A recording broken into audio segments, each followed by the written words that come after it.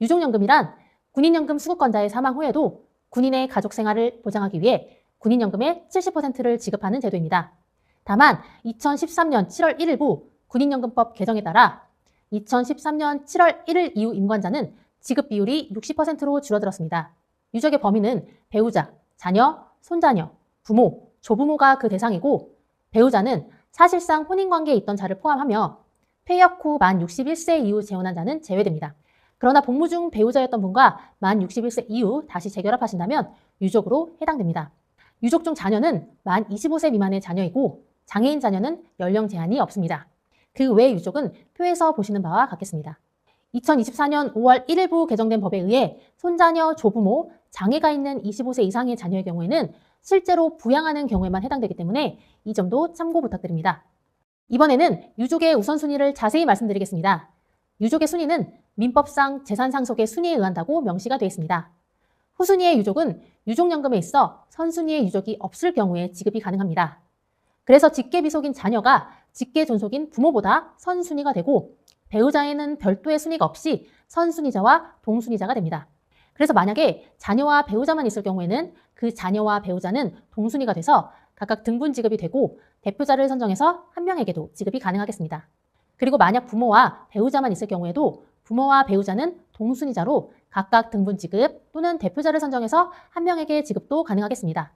유족이 재혼, 사망 등으로 자격이 상실될 경우 동순위자에서 차순위자로 권리가 승계됩니다.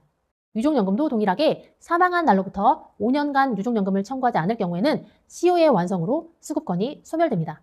장애인 자녀 같은 경우에는 유족연금에 대한 청구를 인지 못하는 경우가 있으니 본인 또는 친척들 또는 지인들에게 이 유족연금에 대한 내용을 꼭 전달해 주시기 바랍니다. 저희 재정단은 퇴역연금을 받다가 사망하신 이후에 저희 쪽으로 유족연금을 신청하지 않은 분들을 대상으로 미청구 유족연금 찾아주기 서비스를 실시하고 있습니다. 정당한 연금 수급 권리를 보장해 드리도록 재정단은 최선을 다하고 있음을 말씀드립니다. 유족연금 우선순위 예시를 통해 자세히 살펴보겠습니다. 군인연금을 수급받던 아버지가 사망 후 남겨진 유족이 25세 미만의 자녀, 부모, 배우자가 있을 경우 유족연금은 어떻게 지급되나요? 25세 미만의 자녀가 있기 때문에 선순위자가 되고 배우자는 동순위자가 됩니다. 이 두 명에게 각각 등분 지급 또는 대표자를 선정해서 한 명에게 지급이 됩니다. 이후에 자녀가 만 25세 이상이 되면 동순위자인 배우자에게 권리가 이전됩니다. 다음 사례입니다. 이혼한 군인이 사망한 경우 전 배우자의 25세 미만의 자녀, 현 배우자의 25세 미만의 자녀, 그리고 어머니가 있는 상황입니다. 이런 경우 일단 전 배우자는 이혼을 했기 때문에 수급권에 대한 권리가 없고 전 배우자의 25세 미만의 자녀, 그리고 현 배우자의 25세 미만의 자녀가 대상이 됩니다. 그래서 이 세 명에게 각각 등분 지급 또는 대표자를 선정해서 한 명에게 지급이 되고 이후 자녀들의 나이가 만 25세 이상이 되면 동순위자인 현재 배우자에게 권리가 이전됩니다. 우선순위 이제 조금 더 이해되셨죠? 그렇다면 이런 유족연금 청구 어떻게 해야 하는지 알아보겠습니다. 청구 방법은 유족이 있는 경우와 없는 경우로 알아보겠습니다.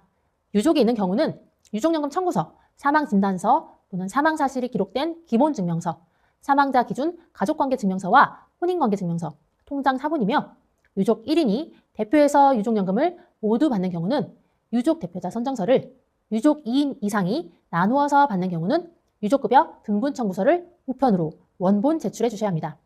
반드시 원본으로 제출해 주셔야 함을 기억해 주십시오. 군인연금 수급권자가 돌아가셨는데 유족이 없는 경우는 연금수급권 상실 신고서와 사망진단서를 제출해 주시면 됩니다. 다음으로 유족연금을 받고 계시던 분이 돌아가시면 위와 동일하게 유족연금 이전 청구 또는 유족연금 상실 신고를 해주셔야 합니다. 유족연금이 조정되는 경우에 대해서 살펴보겠습니다.